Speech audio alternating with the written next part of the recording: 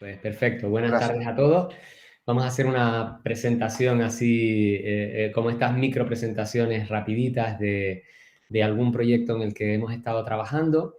Y como decía el profesor Juan Pedro, es sobre la sequía en Canarias, sobre todo proyecciones hacia el futuro. En los últimos días, cuando preparaba un poco la charla, debe ser que uno se fija más en las cosas cuando está trabajando en ello, pues en las noticias han salido un montón eh, de informaciones sobre este tipo de eventos de sequía, sobre todo últimamente en Cataluña, que se ha declarado unas medidas extraordinarias, ¿no?, para hacer frente a la sequía en esa zona. Y bueno, vamos a explicar un poco qué se puede esperar o qué se ha visto durante estos años, qué se puede esperar para el futuro, pero aquí en Canarias. Lo primero que vamos a hacer es definir qué entendemos por sequía y qué entendemos por aridez, porque a veces cuando la gente no está acostumbrada a estos términos, son términos que se suelen confundir y lógicamente estas definiciones después hay que cuantificarlas, hay que darle algún índice para saber exactamente en qué punto estamos de esa sequía, de esa aridez o cómo podemos comparar unas zonas con otras. Como lo que nos interesa realmente es lo que va a pasar a futuro, pues tenemos que trabajar con modelos climáticos en los que podamos estimar las variables meteorológicas relacionadas con la sequía. Y luego veremos que para Canarias pues es necesario realizar una regionalización a nuestro entorno y explicaremos lo que es esa regionalización y veremos algunos resultados principales del trabajo que hemos hecho. Empecemos con estas definiciones básicas. ¿Qué entendemos por sequía? Y esto es importante, una anomalía temporal de la precipitación, ¿vale? O sea, no es algo que sea característico de un territorio, sino es algo anómalo que pasa, ¿de acuerdo? Dependiendo de lo que dure esa sequía, podemos hablar de las que son más leves, como sequías meteorológicas, que es como empieza todo, a sequías hidrológicas o sequías que ya afectan a los cultivos o incluso a la disponibilidad de agua para la sociedad en general, tanto para la actividad humana como económica.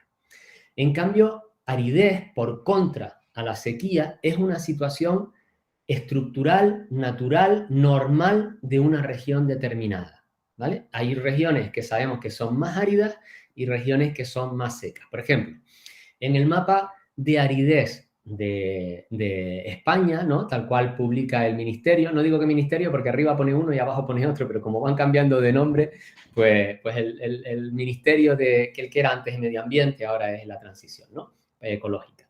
Entonces podemos ver en este mapa efectivamente aquellas regiones que son más áridas o menos áridas. ¿Qué entendemos por aridez? Luego vamos a ver cómo se define justamente este índice. Pero en principio son regiones que son así per se. No es que este año sean áridas. Eso no se puede decir. Es una región árida porque su condición es árida o su condición general es húmeda, ¿no? Así que tenemos, por ejemplo, voy a sacar el puntero, que a mí me gusta señalar con el puntero, pues tenemos toda esta zona de aquí del norte, lógicamente, que es la zona más húmeda, y tenemos una gran parte que es semiárida y algunas partes que son más áridas, ¿no? Lo mismo nos pasa en Canarias. No tenemos ninguna zona hiperárida, pero sí que tenemos zonas áridas en Lanzarote y Fuerteventura, como sabemos, en el sur de las islas las islas centrales, las islas capitalinas, y después más húmedo en La Palma y casi en la zona del norte de Tenerife. Eso sería la aridez. En cambio, la sequía, como les decía, lo que muestra es una situación en un periodo determinado. Es decir, podemos decir que en enero de 2023 estas son las zonas que están catalogadas como que tienen una sequía prolongada, ¿vale? O sea, que es un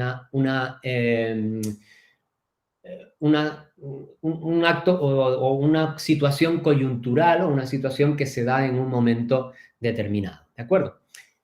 Ahora vamos a ver cómo se definen estos índices. Como les decía, para crear todos estos mapas que hemos visto, hay que darle algún valor numérico a estas variables, ¿no? ¿Y cómo se calculan? Bueno, de los decenas de índices que hay, pues se suelen utilizar índices o suelen estar más aprobados, por ejemplo, por la Organización Meteorológica Mundial, aquellos índices que son más fáciles de calcular en todas las regiones. Es decir, que son índices que se pueden calcular con pocas variables meteorológicas. Uno de los índices más extendidos mundialmente, y es el más recomendado, sería el índice SPI, el índice de precipitación estándar. ¿Cómo se calcula ese índice? Bueno, lo primero que hay que realizar son series temporales de precipitación mensual. Cogemos la precipitación acumulada mensualmente, por ejemplo, en una estación, pongamos la laguna, pues cogemos toda esta serie de precipitaciones y luego, dependiendo del tipo de sequía que queremos ver, es decir, si son sequías asociadas a la meteorología, a la agricultura, que tengan ya impactos hidrológicos sobre la sociedad, etcétera, etcétera, pues cogemos periodos mayores. Es decir, por ejemplo, toda la precipitación acumulada los 3 meses anteriores, o los 6 meses anteriores, o los 12 meses anteriores, ¿vale? Y con eso construimos una serie temporal.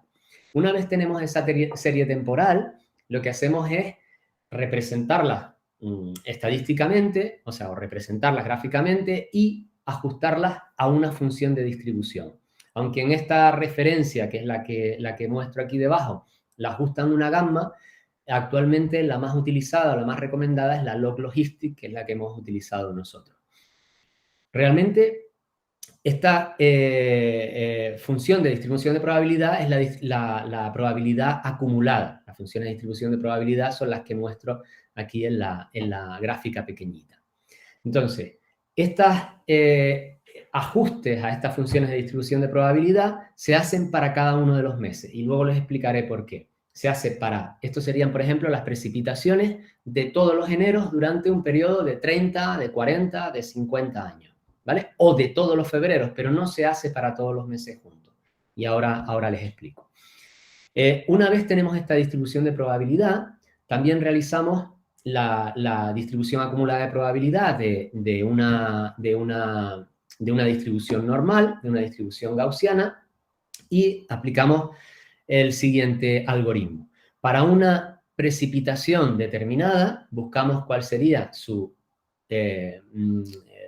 probabilidad acumulada y entramos por la probabilidad acumulada de la distribución normal y vemos a qué valor estándar pertenece. Es decir, si es 2 desviaciones estándar, 4 desviaciones estándar, etcétera, etcétera. ¿Qué conseguimos con esto? Que tengamos normalizado el índice para cualquier localización que queremos estudiar la sequía. Por ejemplo, si tuviéramos en lugar, estos son unas lluvias bastante grandes, ya les digo que esto no es aquí, ¿no? Ni en Fuerteventura y Lanzarote menos, ¿no?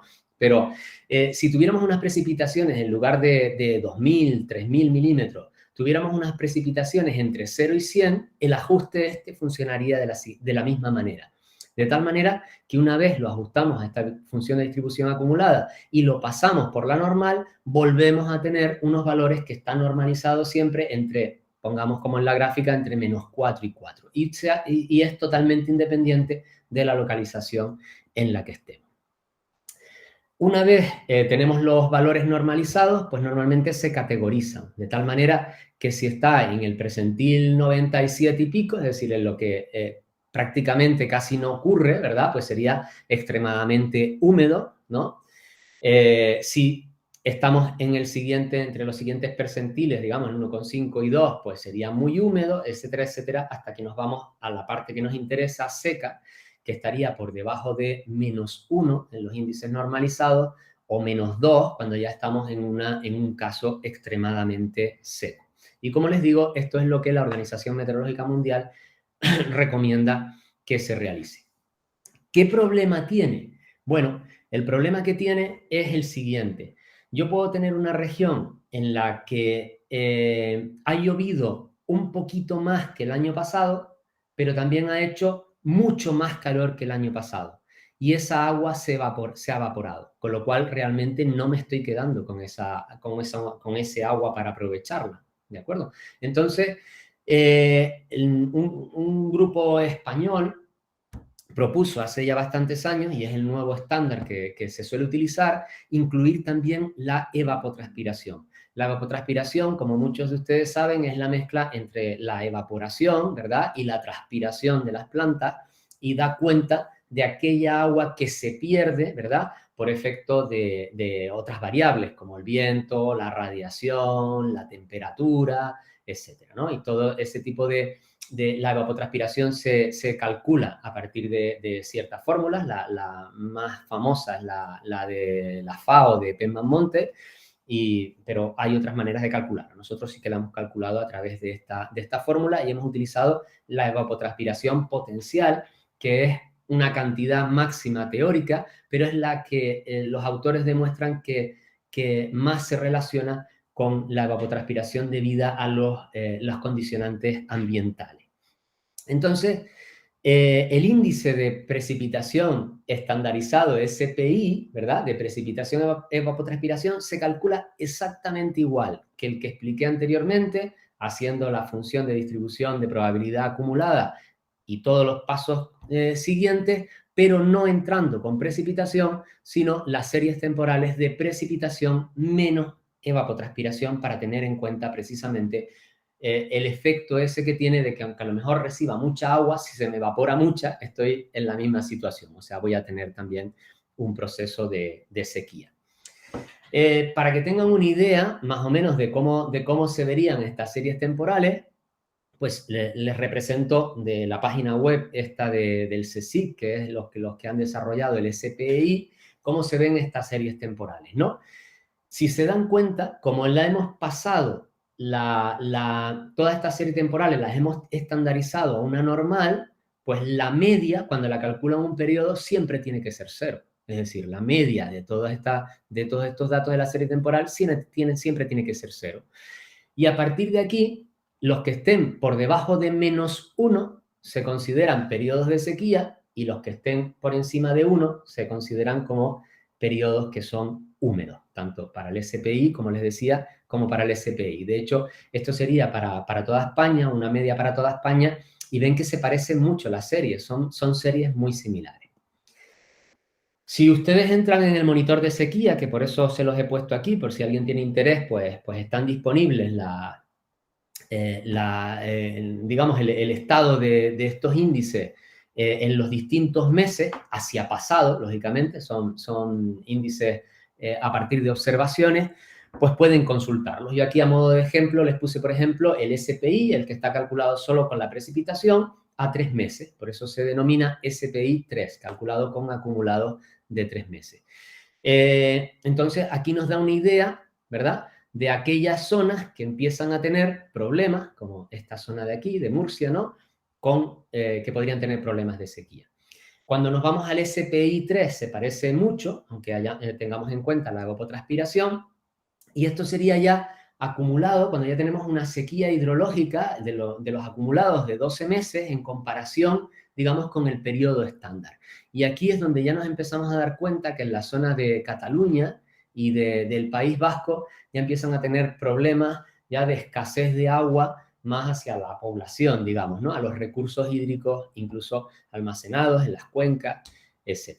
Y aquí podemos ver una imagen bastante similar, pero incluyendo también la evapotranspiración, y paso a la anterior y paso a la siguiente, y verán que incluso el efecto de esa temperatura es mucho mayor. Yo creo que se resume mucho mejor en esta que les he puesto de Canarias, donde tenemos el SPI 3, es decir, el calculado con 3 meses, con evaporación y sin evapotranspiración, y el SPI a 12 meses, es decir, la sequía hídrica calculada sin, o sea, solo con la lluvia y con la lluvia y la evapotranspiración.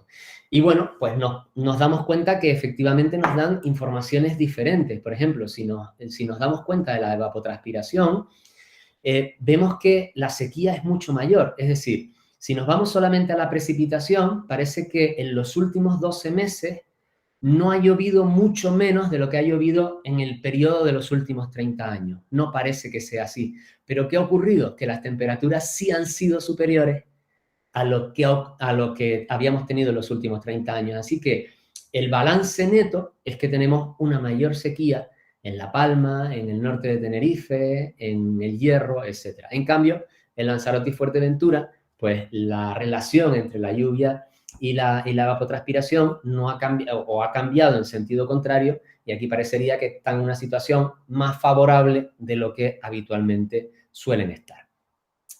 Con la aridez, como les decía, no es en un periodo concreto, es en un periodo largo, es un estado climático permanente, digamos, ¿no? Por ejemplo, se puede calcular con 30 años y se suele calcular de la siguiente manera, como la precipitación de una localización determinada partida por la evapotranspiración, justamente por lo que les decía antes. Si se evapora mucha más agua de la que recibe, pues será una zona árida, y si cae mucha más precipitación de la que se evapora, pues será una zona húmeda. Y así es como se define el índice más sencillo que se define normalmente. Y luego hay un índice que es el de cambio de aridez, que es cómo sería la aridez en el futuro respecto al presente, y es una de las que a nosotros nos interesa. A nosotros nos llamó mucho la atención este trabajo que se publicó en Nature hace unos años, donde se estudiaba la aridez en islas, y Canarias aparecía, es el círculo grande este que aparece aquí, y aparecía como una de las que van a ser más afectadas por la aridez, o sea que la aridez va a aumentar mucho más. La zona de Madeira, mucho más todavía, o un poquito más que Canarias, y el tamaño de los círculos lo que indican es la población afectada por esos cambios. Por eso el de Canarias es mayor, porque tiene más población. Y eso nos llevó también a hacer un estudio pues mucho más detallado.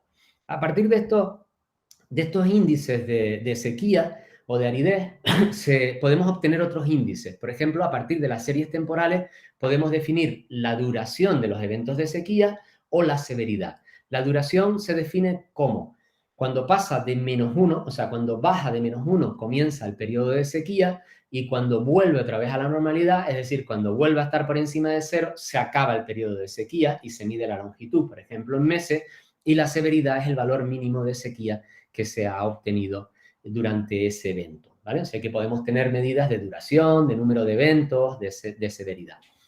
Como les decía, a nosotros lo que nos interesa es no ver lo que ha pasado de aquí hacia atrás, sino ver lo que podría ocurrir a lo largo de este siglo debido al cambio climático. Para ello no nos queda otro remedio que utilizar modelos. Ya habrán oído ustedes hablar de los modelos climáticos globales, y básicamente un modelo climático global es como los modelos que se suelen utilizar, como los que seguramente ustedes utilizan o visualizan en Windy o en Ventuki o estas páginas web que suelen ver pues el tiempo a mañana, pasado o lo que fuera, pero se simulan a largo plazo, es decir, cientos de años, ¿vale? Pero los modelos son muy similares, son modelos en los que la atmósfera y el océano se discretizan utilizando una rejilla tridimensional, y a partir de ahí se resuelven las ecuaciones de fluidos y una serie de procesos bastante complejos que tienen que ver con la tierra, con el agua, con la criosfera, con la atmósfera, con los contaminantes, etcétera, etcétera, y la interacción, la radiación y la interacción entre todos estos elementos. Hay muchísimos modelos globales, yo sé que esta transparencia prácticamente no la ven, pero hay muchísimos, y no están todos, son 50 y tantos, por ejemplo, más o menos de ese orden, y hay modelos de muchos países, de muchos centros internacionales, de China, de Canadá, de Estados Unidos, de Italia, y cada uno de esos modelos pues tiene sus resultados que son pues diversos dependiendo de cómo esté construido cada uno de los modelos. El problema o una de las cosas que deben fijar estos modelos, o con los que se deben simular con estos modelos, es fijando qué cantidad de gases de efecto invernadero va a haber en el futuro. Lógicamente, eso no lo conocemos. Entonces, lo que se hace es medir las concentraciones de gases de efecto invernadero que ha habido hacia el pasado, y a partir de ahí hacer una estimación hacia el futuro. Pero esa estimación no es única, sino construyen varias sendas de emisión. ¿De qué dependen esas sendas de emisión? Pues básicamente esas sendas de emisión dependen de cuestiones sociopolíticas. Es decir, si vamos, como decía el profesor Benjamín, a una economía que sea mucho más verde o no, o vamos a estar evolucionando como hemos hecho hasta ahora, que sería, por ejemplo, la curva roja, ¿no? Eso se suele denominar como el business as usual, ¿no? ¿Qué se prevé para Canarias? Pues para Canarias estos modelos, cuando los unimos todos juntos, ya les dije que eran 50 y tantos modelos, en precipitación no se ponen muy de acuerdo, ¿vale? parece que la media de los modelos da que disminuye la precipitación hacia el futuro, ¿verdad? Pero hay una dispersión muy grande. En la temperatura sí que hay una, digamos, una certidumbre mayor y parece, pues, lógicamente que aumenta la temperatura hacia el futuro. ¿Cuál es el problema de estos modelos? La resolución espacial. La resolución espacial es del orden de cientos de kilómetros, entonces Canarias son 2 píxeles en esos modelos, son dos celdas de esa rejilla.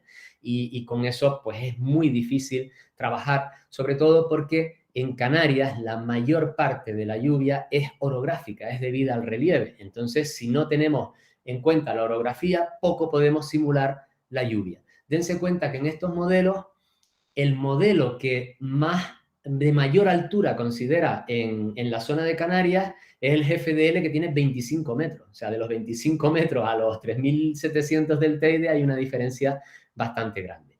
Entonces, ¿qué es lo que hacemos nosotros? Bueno, pues a su vez lanzamos modelos físicos exactamente iguales como los que se utilizan en la predicción del tiempo también a cientos de años, ¿verdad? Pero tomando como condiciones de contorno los resultados de los modelos globales, ¿vale? Y creamos diferentes dominios anidados en los que, bueno, voy a volver al anterior, en los que vamos pasando a resoluciones cada vez mayores. Por ejemplo, lanzamos un modelo a 27 kilómetros, 9 kilómetros, y este último sería de 3 kilómetros. Como les decía, en cada uno de estos dominios, cada 6 horas, tomamos las condiciones, ¿vale? La humedad, la temperatura, los vientos, que nos van dando los modelos globales, las simulaciones de los modelos globales hacia futuro.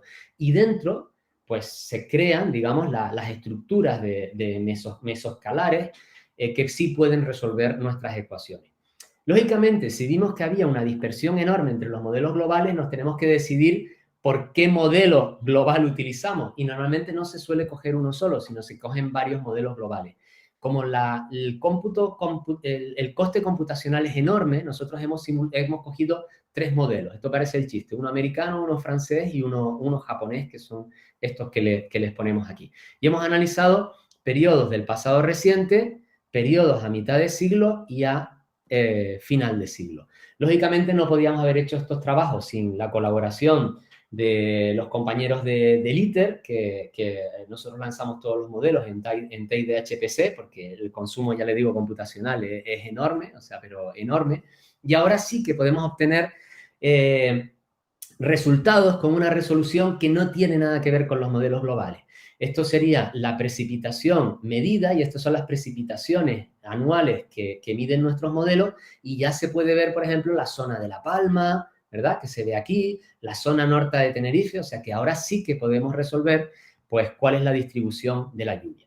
¿Qué resultados tenemos? Bueno, pues lo primero que tenemos que hacer es comprobar si realmente nuestros modelos se parecen a lo que se mide en las estaciones meteorológicas que tenemos a lo largo de las islas a diferentes alturas. Y eso es lo primero, pues parece que tanto la evapotranspiración como la precipitación van bastante bien. Lo siguiente que hicimos fue crear, pues lo que les decía, esas funciones de distribución acumulada ajustadas a una log-logistic para los 3 periodos. Y esto ya empieza a dar un poquito de miedo, ¿no? Yo me voy a ir, lo hemos dividido en 3 alturas de las islas, en las que están más cerca del nivel del mar, digamos, más medianías, y en zonas altas. Me voy a ir a la más alta. Y estos serían los percentiles, ¿no? Entonces, estos valores de precipitación, esta línea roja, aquí está indicando lo que actualmente en la línea, en la curva sólida, para nosotros sería un caso extremo de precipitación, ¿no? De sequía, perdón, un caso extremo de sequía. Y cuando nos vamos a final de siglo, eso sería lo normal para nosotros. Es decir, la sequía que tenemos, lo que para nosotros ahora es extremadamente seco, en el futuro vamos a estar sobre el percentil 50 aproximadamente. Eso se volvería normal. Esto ya nos empieza a dar una idea del problema que vamos a tener. Si analizamos cuál es el ciclo anual de las sequías, tanto en presente, que serían, o en el pasado reciente, que sería la curva sólida, lógicamente, si lo hacemos en el presente, pues la media va a ser 0, porque lo hemos calculado con el presente. Y vemos lo que va a pasar hacia el futuro, pues vemos que en el futuro pues vamos a tener pues sequías en promedio mayores que ahora. Pero, sobre todo, aquí es interesante ver que cuando consideramos la evapotranspiración, las sequías son incluso mayores, ¿vale? Incluso en algunos casos podríamos pensar que las sequías van a ser menores, pero claro, es que estamos en los meses de verano, que a lo mejor llueven 2 litros, porque llueva 2,5, para eso ya es un aumento, o sea, para el modelo ya es un aumento de precipitación, parecería que habría menos sequía, pero cuando tenemos en el mismo punto, metemos la evapotranspiración, vamos a ver que eso no es así. Es decir, puede haber un aumento de medio litro de precipitación, pero si la temperatura va a subir 4 grados, vamos a tener una sequía muchísimo, muchísimo mayor.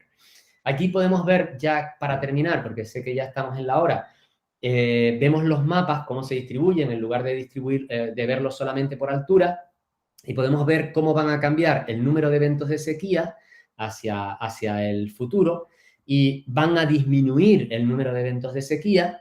¿Por qué van a disminuir el número de eventos de sequía? Porque van a ser mucho más largos, es decir, las sequías se van a hacer mucho más largas, algunas van a ser sequías prácticamente permanentes, y va a aumentar también mucho la severidad de la sequía. Eso es lo que obtenemos tanto para la sequía, digamos, meteorológica, la que está calculada a 3 meses, como para la sequía hídrica, que es la que es calculada con acumulados de 12 meses. Cuando nos vamos al índice de aridez que comentábamos antes, que era el artículo este de Nature que habíamos visto, pero ya regionalizado y visto, digamos, para cada uno de esos píxeles de 3 kilómetros que hemos hecho nosotros, pues podemos ver también que la aridez, es decir, el estado permanente o lo que caracteriza un lugar permanentemente desde el punto de vista hídrico, tampoco da muy buena pinta, ¿no? Porque va a aumentar muchísimo la aridez del territorio de Canarias en general, según los modelos que nosotros manejamos. Para las conclusiones, bueno, es un poco lo que he ido comentando y ya sé que estoy fuera de tiempo, y simplemente pues les dejo la transparencia de los autores del trabajo, que ha sido tanto de la Universidad de La Laguna como una compañera del ITER que nos ha ayudado también en el desarrollo del trabajo. Bueno, Gracias muchas por la gracias, atención. Albano.